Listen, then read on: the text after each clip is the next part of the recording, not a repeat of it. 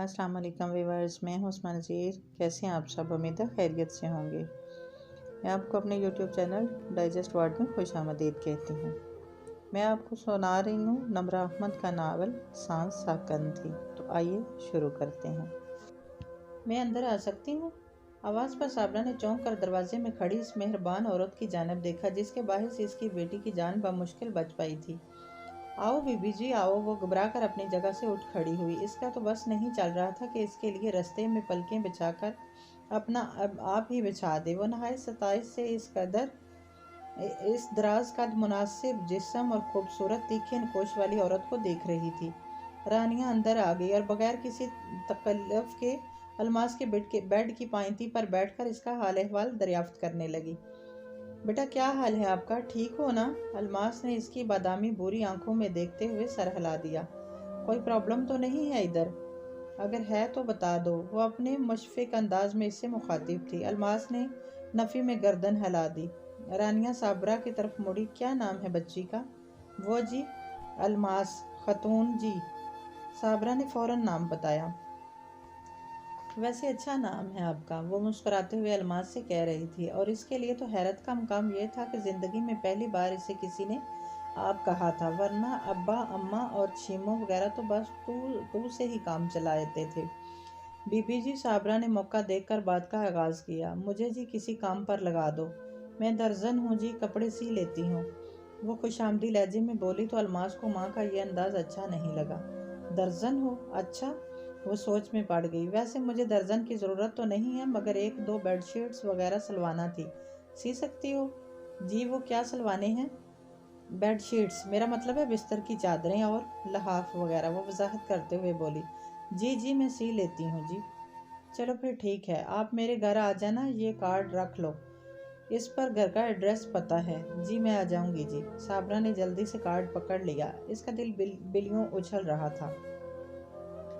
رانیہ کی ماں فرنچ تھی، باپ جرمن اور شوہر پاکستانی۔ وہ رومن کیتھولک پیدا ہوئی تھی، مگر زندگی میں کبھی چرچ نہیں گئی سوائے کرسمس اور دیگر تہوار کے۔ وہ ہمیشہ سے کنزرویٹو رہی تھی، کبھی حدود کراس نہیں کی۔ زندگی میں صحیح معنوں میں صرف ایک ہی شخص سے دوستی کی اور پھر اس کا مذہب قبول کر کے شادی بھی کر لی۔ اس نے مذہب صرف شادی کے لیے بدلا تھا، مگر حقیقی مطالعہ بعد میں کیا، اور اپنے پہلے بیٹے کی پیدائش کے چند ہفتوں تک وہ دل سے مسلمان ہو چکی تھی۔ رانیہ کے 4 بچے تھے، 5ویں بیٹی گود لی تھی، اور اس کے دیور نے اتفاق سے اسی کے خاندان کی لڑکی سے شادی کی تھی جس سے رانیہ کا تعلق تھا، مگر فرق یہ تھا کہ وہ مسلمان نہیں ہوئی اور شادی کے 3 سال بعد ایک بیٹی چھوڑ کر اپنے شوہر کے ہمراہ ایک حادثے میں جاں بحق ہو گئی۔ وہ بیٹی بعد میں اس کے تائی یعنی کہ رانیہ عظیم نے گود لے لی تھی۔ رانیہ اور عظیم 5 برس پہلے پاکستان شفٹ ہوئے تھے، مگر بڑے بچے پڑھائی کی غرض سے باہر ہی تھے۔ بڑا بیٹا علی امریکہ میں پڑھتا تھا اور انتہائی خود غرض اور سیلف سینٹرڈ قسم کا انسان واقع ہوا تھا۔ اس سے چھوٹا ریان اپنی ضد کے باعث انگلینڈ میں تھا۔ ریان رانیہ کے تمام بچوں سے مختلف تھا، وہ کبھی اپنی فیملی سے اٹیچ نہیں رہا تھا، اسی لیے اسے فیملی کی قدر و قیمت کا احساس نہیں تھا۔ اس کے نزدیک صرف اس کے دوست اہم تھے، اور اس کے نزدیک بیک وقت اس کے کزنز بھی تھے۔ اس بات سے بے پرواہ ہو کر ان کے اور ان کے درمیان مذہب کی دیوار حائل ہے، وہ صرف اور صرف انہی سے تعلق رکھتا تھا۔ ریان کی خالہ کی بیٹی اینجلینا اپنے پیرنٹس کے ہمراہ 3 سال پہلے نیو کاسل شفٹ ہو گئی، تو ریان نے بھی وہیں انگلینڈ شفٹ ہونے کی بات کی۔ ویسے بھی باقی دوست بھی ادھر ہی جا رہے تھے۔ عظیم ظاہر ہے کہ اپنا بنا بنایا کاروبار اپنے بیٹے کے احمقانہ ضد کے باعث چھوڑ نہیں سکتے تھے، اس لیے اس کی بات نہ مانی گئی، مگر وہ بھی اپنے نام کا ایک تھا۔ اس نے منوا کر ہی چھوڑا اور خود ہی وہیں رہنے پر بالآخر اپنے باپ کو راضی کر ہی لیا۔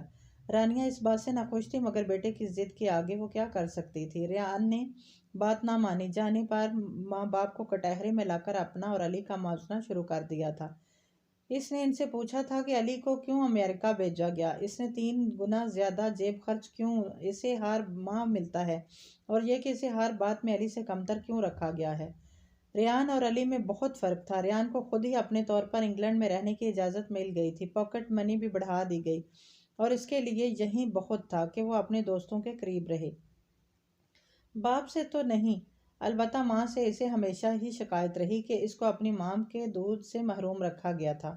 یہ بات سچ تھی کہ ریان کی پیدائش کے 2 ماہ بعد ہی رانیہ بیمار ہو گئی تھی، اور پھر بیماری نے 2 سال تک اس کا پیچھا نہ چھوڑا۔ اس دوران ریان کو اس کی چچی نے فیڈنگ کرائی تھی، اور اس لحاظ سے وہ رانیہ کے دیور کی بیٹی اس کا رضاعی بھائی بھی تھا۔ بس ایک ہی کمپلیکس تھا جو اس نے دل میں بری طرح جڑ پکڑے بیٹھا تھا، باقی ہر لحاظ سے اس کی زندگی مطمئن تھی۔ طوفانوں کے آنے سے پہلے زندگیاں بہت مطمئن ہی ہوا کرتی ہیں۔ وہ گھر نہیں، ایک وسیع و عریض محل تھا۔ سفید گیٹ کے پیچھے سفید پتھروں کا خوبصورت سا ڈرائیو وے بنا تھا، جبکہ دونوں اطراف میں بڑا سا لان تھا۔ صابرہ نے گیٹ کو زور سے بجایا۔ گیٹ بجانے کے تقریباً 15 سیکنڈ بعد ہی ایک جھٹکے سے گیٹ کھلا اور ایک گن مین نمودار ہوا۔ اس کے کاندھے پر لٹکی بندوق نے الماس کو کچھ خوفزدہ کر دیا تھا۔ کیا بات ہے بی بی؟ وہ کرخت لہجے میں پوچھنے لگا۔ وہ بھائی صاحب، یہ رانیہ بی بی کا گھر ہے؟ صابرہ کچھ مرعوب، کچھ خوفزدہ سا ہو کر بولی۔ ہاں، کیا کام ہے؟ وہ جی، ہمیں بی بی نے بلایا تھا، چادریں سلوانی تھی۔ رانیہ بی بی نے؟ جی، وہ فوراً بولی۔ اچھا، اندر آ جاؤ، میں بی بی سے پوچھتا ہوں۔ وہ دونوں اس کے پیچھے اندر آ گئیں۔ وہ دونوں کو لان میں گھاس پر بٹھا کر اندر چلا گیا۔ رانیہ ڈھیلے ڈھالے لباس میں ملبوس، پاؤں میں سلیپرز ڈالے باہر آئی تھی۔ ارے صابرہ، آ گئی؟ وہ ایک مدھم شفیق مسکراہٹ کے ساتھ بولی۔ گھر آسانی سے مل گیا تھا نا؟ G B be. صابرہ اسے دیکھتے ہی کھڑی ہو گئی تھی۔ اور بچی کیسی ہے تمہاری؟ اس نے الماس کی جانب دیکھ کر پوچھا۔ الماس کو اسپتال سے آئے ہوئے آج 5واں دن تھا، اور وہ تقریباً ٹھیک ہو چکی تھی۔ بلی چنگی ہے جی۔ اچھا، تم اندر آ جاؤ۔ وہ اندر کی جانب بڑھی تو صابرہ اور الماس نے بھی اس کی تقلید کی۔ اندر سے وہ گھر اور بھی زیادہ خوبصورتی سے آراستہ کیا گیا تھا۔ رانیہ ان دونوں کو ایک قیمتی اشیاء سے سجے ہوئے لاؤنج میں لے آئی۔ اسی اثنا میں ایک 15-16 سالہ لڑکی ہاتھ میں کارڈلیس فون اٹھائے ان کی طرف آئی۔ الماس نے اتنی خوبصورت لڑکی آج تک نہیں دیکھی تھی۔ ویسے تو اس نے زندگی میں جتنی بھی لڑکیاں دیکھی تھیں، ان میں سے کوئی بھی لڑکی اتنی خوبصورت نہ ہوگی جتنی وہ دونوں، خصوصاً رانیہ تھی۔ الماس ابھی تک ان کو بہنیں سمجھ رہی تھی۔ بی بی جی، اعتماد کی کمی کے باوجود اس نے رانیہ کے دوستانہ رویے کے سبب پوچھ لیا۔ آپ دونوں بہنیں ہیں؟ رانیہ اور انیا نے ایک لمحے کو ایک دوسرے کو دیکھا۔ نہیں، میں اس کی ماں ہوں، رانیہ مسکرا کر بولی تو الماس نے بے یقینی سے اسے دیکھا۔ رانیہ خود بمشکل 20 برس کی دکھتی تھی، جبکہ انیا کم سے کم 15 سال کی ہوگی۔ بھلا وہ دونوں ماں بیٹی کس طرح ہو سکتی تھی؟ مگر لگتا تو نہیں، وہ بمشکل بولی۔ عظیم کو بتانا ضرور، وہ فوراً انیا سے مخاطب ہو کر بولی۔ میں کہوں گی ڈیڈ، وہ لڑکی مما کو کہہ رہی تھی۔ آپ انیا کی ماں نہیں، نانی لگتی ہو۔ وہ بے ساختہ ہنس رہی تھی۔ ایڈیٹ! رانیہ نے کشن اٹھا کر اس کے سر پر مارا۔ الماس اب دیوار پر ٹنگی تصویروں کو دیکھ رہی تھی۔ انیا نے اس کی نگاہوں کے تعاقب میں اس فریم کو دیکھا تو الماس نے فوراً پوچھا، بی بی جی، یہ کون ہے؟ یہ لڑکی میری امی ہے، اور یہ میرے ابو ہیں، انیا نہایت عام سے انداز سے بتانے لگی۔ الماس نے حیرت سے انیا کو دیکھا۔ ابھی وہ کہہ رہی تھی کہ رانیہ اس کی ماں ہے، اب وہ کہہ رہی ہے کہ یہ تصویر والی لڑکی اس کی ماں ہے۔ مگر بی بی، تمہاری امی تو رانیہ بی بی ہیں۔ ہاں، یہ میری مما ہے، وہ میری امی ہیں، انیا مختصر بولی۔ الماس نے دوبارہ کچھ نہ پوچھا۔ اس کو یقین ہو چکا تھا کہ انیا کا دماغ خراب ہے۔ اور یہ کون ہے؟ وہ ایک دوسری تصویر کی طرف اشارہ کر کے پوچھنے لگی، جس میں انیا کے ہمراہ ایک لڑکا تھا۔ اس نے بازو انیا کے کندھوں کے گرد پھیلا ہوا تھا۔ اس کی آنکھیں رانیہ کی جیسی شہد رنگ آنکھوں سے مشابہت رکھتی تھی۔ یہ میرا دوسرے نمبر کا بیٹا ہے، اب کہ رانیہ بولی تھی۔ ریان، جس صوفے پر الماس بیٹھی تھی، اس کے ساتھ چھوٹی سی سائڈ ٹیبل پر رکھی تصویر کی جانب اشارہ کر کے رانیہ بتانے لگی۔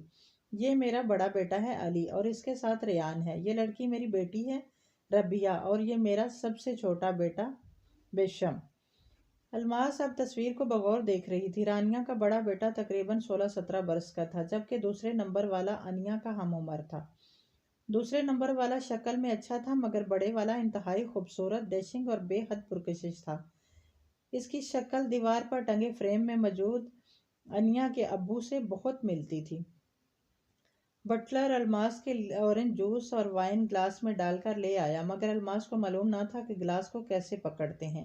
اس نے اپنے ننھے منھے ہاتھوں سے اس بڑے سے گلاس کو تھاما۔ گھونٹ بھرنے کی ناکام کوشش میں وہ جوس اپنے کپڑوں پر گرا بیٹھی، جبکہ گلاس کلین پر گر گیا۔ Dam it! اس نے زور سے دیوار کو ٹھوکر ماری۔ اس طرح کک مارنے سے فیونا کا کچھ نہیں بگڑے گا، البتہ تم ہاسپٹل پہنچ جاؤ گے، میری اینی نے اسے دھمکاتے ہوئے کہا۔ اس نے ایک دفعہ پھر دیوار پر غصہ نکالتے ہوئے اسے ٹھڈا مارا، مگر میری اینی کی پیش گوئی حقیقت کا روپ ڈلنے کے قریب قریب پا کر دوبارہ اپنا دکھتا ہوا پاؤں دیوار پر مارنے کی غلطی نہ دہرانے کا عزم کیا اور خالی بنچ پر بیٹھ گیا۔ تم منہ لٹکا کر بیٹھے ہوئے بالکل اچھے نہیں لگتے، ایسا لگتا ہے یرکان ہو گیا ہے۔ میری اینی کی بات پر اس نے پہلے تو گورا اسے دیکھا، پھر سر جھٹک کر بولا، میرا دل کر رہا ہے کہ میں ان کا خون پی جاؤں۔ مجھے معلوم ہے کہ تم ویمپائر ہو، مگر فیونا پر حملہ نہ کر کے یہ راز مجھ تک ہی رہنے دو تو بہتر ہے۔ دیکھو میری اینی۔ کیا دیکھوں؟ تمہاری شکل؟ سوری، مجھے کارٹون پسند نہیں، وہ نخریلے انداز میں بولی۔ پہلے صرف فیونا پر غصہ تھا، اب دل کر رہا ہے تم دونوں کو قبر میں اتار دوں، وہ جل بن کر بولا۔ لیکن ریان، میری اینی معصومیت سے پوچھنے لگی، قبر میں آکسیجن سسٹم ہوگا؟ نہیں، وہ چیخ کر بولا۔ پھر تمہیں سزائے موت ہو جائے گی۔ اگر تمہیں مرنے کا اتنا ہی شوق ہے تو دریا میں چھلانگ لگا لو، درد تو نہیں ہوگا نا؟ وہ ہمدردی سے بولی۔ تمہیں ساتھ لے کر چھلانگ ماروں گا، وہ دانت پیستے ہوئے بولا۔ مجھے نہیں، لائف جیکٹ کو اپنے دیے، میری اینی نے تصحیح کی تھی۔ اس چڑیل کی اتنی ہمت کہ مجھ سے پنگا لے، وہ غصے سے بڑبڑا رہا تھا۔ واٹ؟ تم سے کسی چڑیل نے بھی پنگا لیا ہے؟ مجھے بتایا کیوں نہیں؟ کیسی تھی وہ چڑیل؟ تمہارے جیسی خوفناک شکل کی تھی یا پھر؟ جواباً ریان نے اسے خفگی سے بھرپور نگاہوں سے گورا اور چہرہ پھیر لیا۔ اچھا، سمجھ گئی، تم فیونا پر غصہ ہو۔ اس کا انداز ایسا تھا جیسے کوئی بہت بڑی دریافت کر لی ہو۔ مکس یوریکا کہنے کی کسر تھی۔ میں اسے سبق سکھانا چاہتا ہوں، وہ تنفر سے بولا۔ اس کا خون پینے، سر پھوڑنے، قبر میں اتارنے اور قتل کرنے کے علاوہ اگر کوئی اور پلان تمہارے زرخیز ذہن میں بن رہا ہو تو برائے مہربانی مجھے آگاہ سے محروم نہ رکھو۔ میری اینی کا معصوم اور ملتجی انداز جس پر ریان بے اختیار ہنس دیا تھا۔ اب بتاؤ کیا کرنا ہے؟ وہ ہلکے پھلکے انداز میں گویا ہوا۔ کرنا کیا ہے؟ ہمارے گینگ کا برین کہاں ہے؟ میری اینی کا اشارہ اینجی کی طرف تھا۔ برین اس وقت فیول بھروا رہا ہوگا کینٹین پر، سب جانتے ہیں کہ اینجلینا کتنا کھاتی ہے۔ پھر چلو، وہ اٹھتے ہوئے بولی۔ وہ روز پہلے ہونے والے میتھس کے ٹیسٹ میں فیونا ہڈسن، ان کی کلاس میٹ نے ریان کے پیپر سے نقل ماری تھی۔ ریان نے ایک سوال غلط کر دیا تھا، نتیجاً فیونا کے پیپر میں بھی وہی غلطیاں پروفیسر والٹر کی نگاہوں سے چھپی نہ رہ سکیں، اور انہوں نے ریان پر نقل کا الزام لگا کر اسے خوب ڈانٹ پلائی، جبکہ فیونا اپنی معصوم صورت کے باعث بچ گئی۔ ٹیچرز کی رائے ریان کے متعلق بری نہیں تھی، مگر وہ اکثر حلقوں میں مسٹر بلسن کے نام سے مشہور تھا۔ اس وقت بھی مسٹر ٹربلسم کے دماغ کی پھرکی اس بے عزتی پر گھومی ہوئی تھی۔ اس کو ٹھنڈا کرنے کے بعد میری اینی سے لے کر کینٹین پر آ گئی، جہاں اپنی مخصوص ٹیبل پر بیٹھ کر اینجلینا باپ کے پکے آلو کھا رہی تھی۔ ڈینی کہاں ہے؟ ریان گمشدہ پیس کے متعلق پوچھنے لگا۔ 7ویں آسمان پر، اینجی بے ساختہ بولی۔ ہیں؟ میری اینی چلائی۔ وہ گزر گیا۔ دب کر کے کیمسٹری کی زیگم کتاب میں میری اینی کے سر پر لگی تھی۔ ہاں، گزر گیا ہوں میں، نروٹھے لہجے میں کہتا ڈینی کرسی پر آن بیٹھا۔ تم تو خوش ہو جاؤ نا میرے مرنے پر۔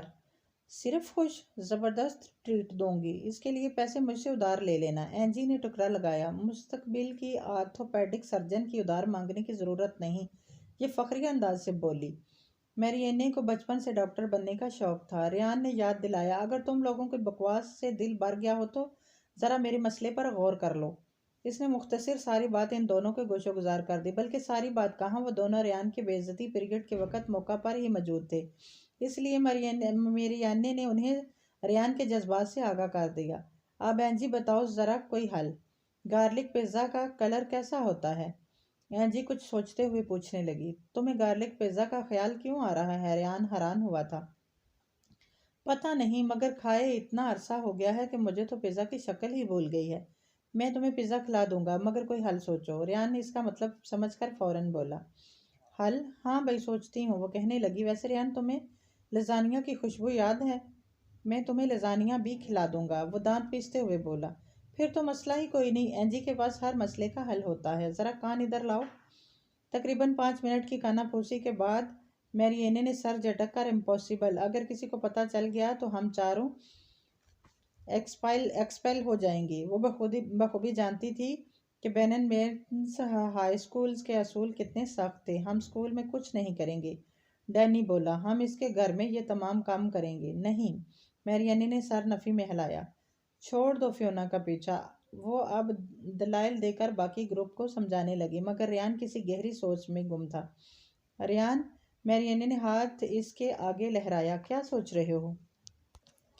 میں سوچ رہا ہوں کہ گھر میں کرنا زیادہ بہتر ہے، اور جہاں تک بات ہے فیونا کا پیچھا چھوڑنے کی تو اپنے سے پنگا لینے والوں کو میں نہیں چھوڑتا ہوں۔ فیونا کا گھر نائن اینڈ سویئر کاؤنٹی میں واقع تھا، جو ریان کی کاؤنٹی گیٹ شیڈ سے زیادہ دور نہ تھی۔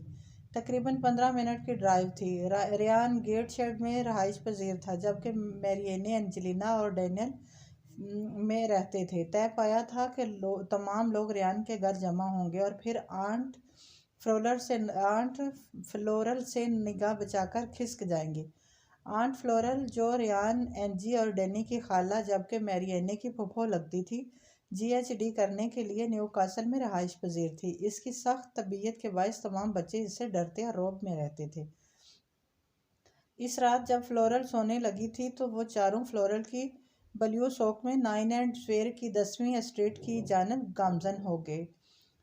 ڈرائیونگ لائسنس نہ ہونے کی وجہ کے باوجود 16 سالہ ریان گاڑی چلا رہا تھا۔ بیک سیٹ پر اینجی اور ڈینی کے درمیان ایک چھوٹی سی بالٹی رکھی تھی، جبکہ میری اینی کی گود میں ایک پلاسٹک بیگ کے اندر 4 برش اور گلوز کے 4 جوڑے رکھے تھے۔ ریان، تمہیں ڈر نہیں لگ رہا؟ اینجی کی آواز کپکپا رہی تھی۔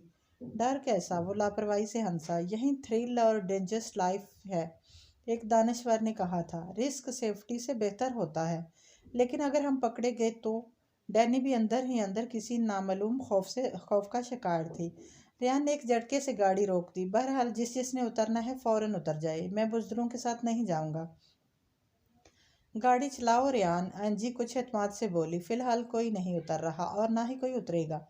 ہم ہمیشہ تمہارے ساتھ تھے، ہیں اور رہیں گے، ڈینی نے کہا۔ میرا مقصد مخصوص نتائج سے آگاہی تھا۔ ریان، گاڑی چلاؤ، میری اینی نے سختی سے کہا۔ ریان نے گاڑی سٹارٹ کر دی۔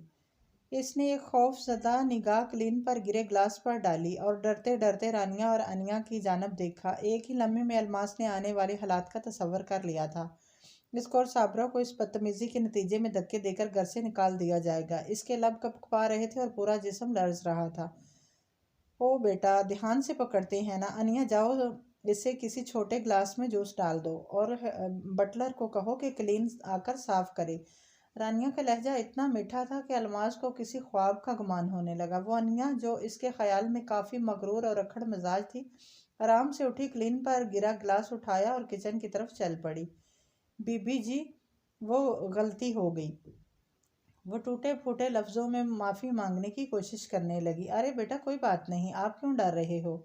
ابھی وہ آپ کو اور ایک جوس لا دیتی ہے، وہ پی لینا، ٹھیک؟ وہ پیار سے کہہ رہی تھی۔ الماس کو عورت بہت اچھی لگی تھی۔ اس نے الماس کو نیچے بیٹھنے کو کہنے کی بجائے صوفے پر بٹھایا تھا، اس بات سے بے پرواہ کہ میلے کپڑوں اور گندے جوتوں والی بچی اس کا لائٹ گرے صوفہ خراب کر دیں گی۔ کوئی اتنا اچھا بھی ہو سکتا ہے؟ الماس نے تو سوچا بھی نہیں تھا۔ جب وہ دوپہر کو کھانے کا وقت ہوا تو صابرہ نے اسی کمرے میں، جبکہ الماس نے رانیا اور انیا کے ساتھ ڈرائنگ ہال میں کھانا تناول کیا۔ ڈائننگ ٹیبل پر موجود کسی چیز سے بھی 13 سالہ الماس واقفیت نہیں رکھتی تھی۔ چمچہ یا فورک کو استعمال میں لائے بغیر وہ اپنے میلے ہاتھوں سے ہی چاول کھانے لگی۔ چاول ختم کر کے اس نے بیف اسٹائل میں سے بیف کے فنگر لیٹس نکال کر کھانے شروع کر دیے۔ اب وہ بغیر کانٹے کے مچھلی سالم نگل رہی تھی۔ اتنی لذیذ اشیاء اس نے خواب میں بھی نہ کھائی تھی۔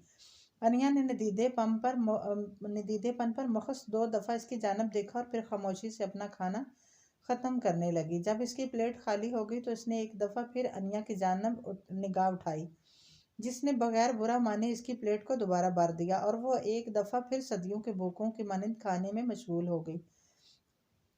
وہ پلیٹ 3 دفعہ بھری گئی تھی۔ کھانے کے بعد جب اس نے الماس کے پیالے میں آئس کریم ڈالنا چاہی تو الماس نے فوراً یہ کہہ کر انیا کو روک دیا کہ بی بی جی بس، شام تک صابرہ نے سلائی کا کام مکمل کر لیا تو رانیا نے 4000 اس کے ہاتھ پر رکھ دیا۔ مجھے اب 2-3 روز تک باہر جانا ہے، اس لیے میں باقی چادریں وہیں سے سلوا لوں گی، اب آپ کی ضرورت نہیں۔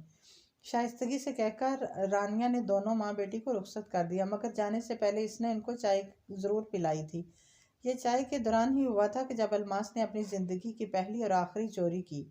لاؤنج میں آتش دان طرز پر بنی انگیٹھی کے اوپر رکھے سنہری فریم میں سے رانیہ کے دوسرے نمبر والے بیٹے کی تصویر اس نے رانیہ کی غیر موجودگی میں نکال لی تھی۔ وہ نہیں جانتی تھی کہ اس نے ایسی حرکت کیوں کی تھی۔ اس کو بس اس لڑکے کے صاف کپڑے پسند آ گئے تھے اور اس نے اتنا جرأت مندانہ قدم اٹھا لیا تھا۔ جاتے وقت اس نے انیا سے ایسے ہی پوچھ لیا تھا کہ آپ کے دوسرے نمبر والے بھائی کا نام کیا ہے؟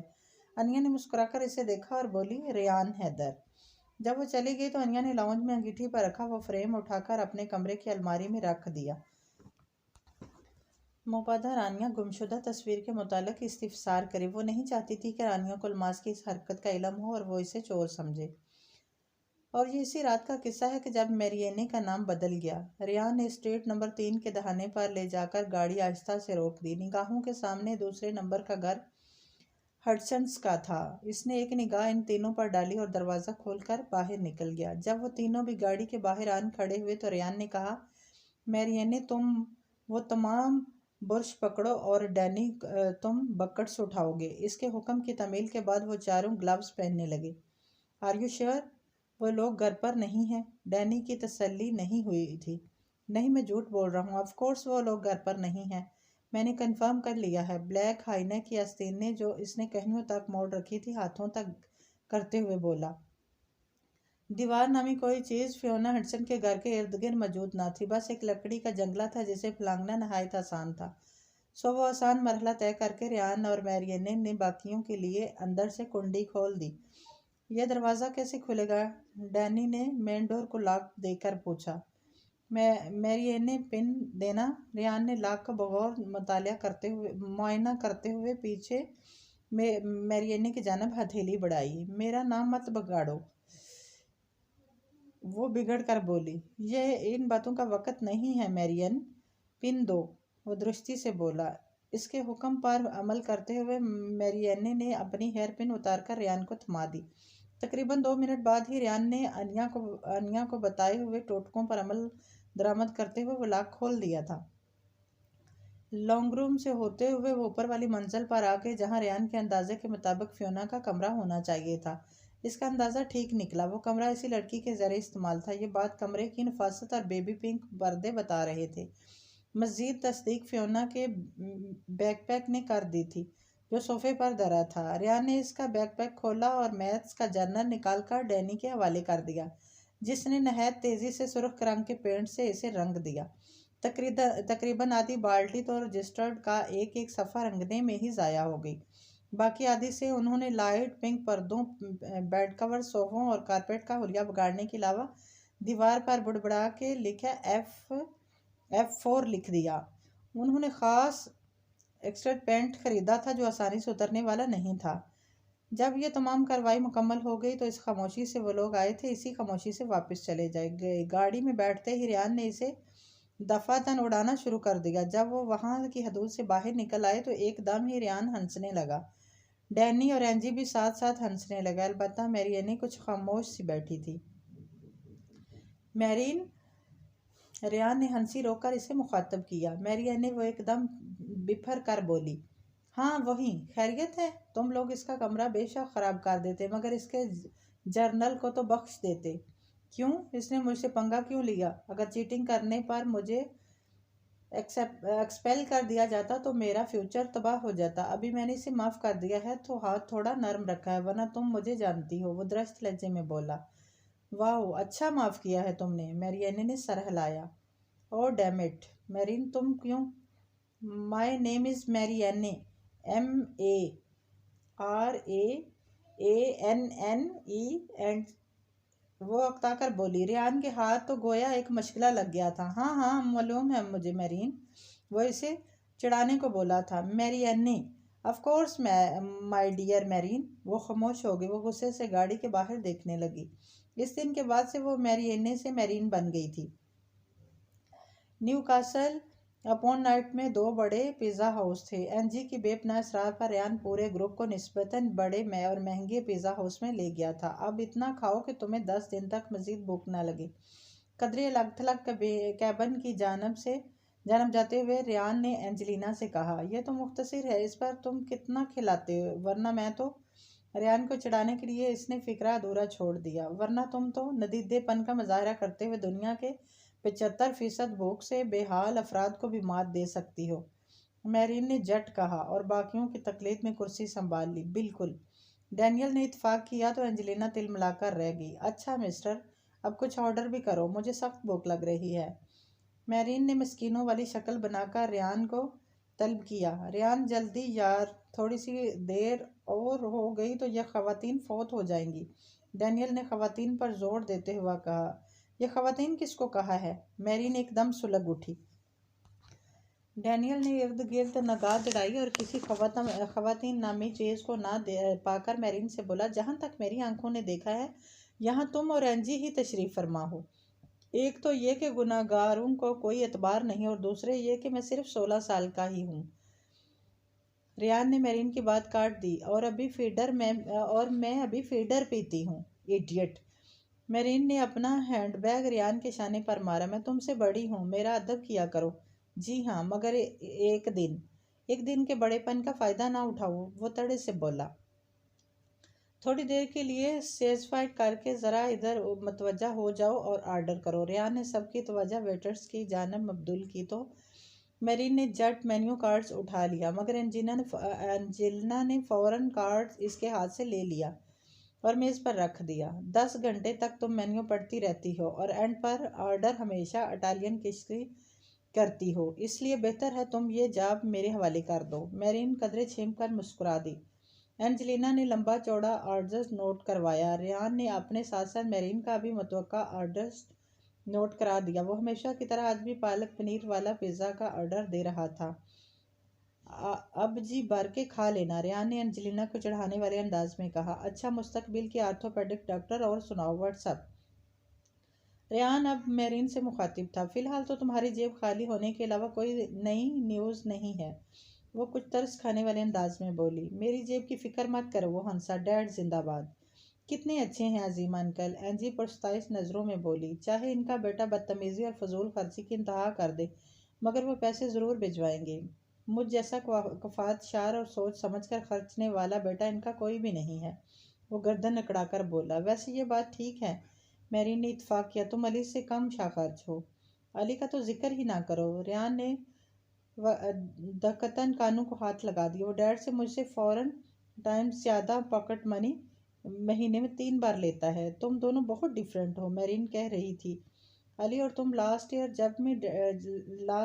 جب میں ڈیڈ کے ساتھ ڈی سی گئی تھی تو علی سے ملی تھی، وہ کافی فلرٹ ٹائپ لڑکا ہے، مگر تمہاری تو میں نے آج تک کوئی گرل فرینڈ نہیں دیکھی۔ تعریف کر رہی ہو تو شکریہ، نہیں کر رہی تو میں بتاتا چلوں کہ لڑکیاں سر کا درد ہوتی ہیں، اس لیے ریلیشن رکھنا کنویں میں چھلانگ لگانے سے بدتر ہوتا ہے۔ تمہیں تو خیر اچھی چیز بری لگتی ہے، میرین نے اپنی صنف کی عزت افزائی پر ناک چڑھا کر کہا۔ لڑکیوں کے علاوہ کس چیز کو جناب اچھا کہہ رہی ہیں؟ ریان کو مرین کو چھیڑنے میں بے حد مزہ آتا تھا۔ تمہیں جیوگرافی بری لگتی ہے اور تمہیں کرکٹ بھی بری لگتی ہے، میرین نے 2 ٹوک لہجے میں کہا۔ جیوگرافی، فزکس اور اوپر کی اچھائی تو میں تسلیم کر سکتا ہوں، مگر کرکٹ کا نام مت لو، وہ منہ بنا کر بولا۔ تم تینوں نہ جانے کیوں اتنے فضول، غیر دلچسپ اور سست روکیل میں دلچسپی ہے۔ 5 دن دھوپ میں جانوروں کی طرح کھڑے ہو کر بھی اگر میچ ڈرا ہو جائے تو پھر اپنی محنت کا کیا فائدہ؟ فٹ بال اچھی ہوتی ہے، 90 منٹ میں ختم۔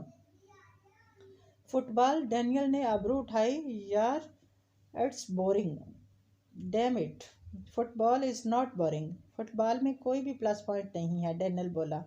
پاگلوں کی طرح 22 کھلاڑی ایک گیند کے پیچھے بھاگ رہے ہوتے ہیں، عجیب سی تیزی اور افراتفری ہے۔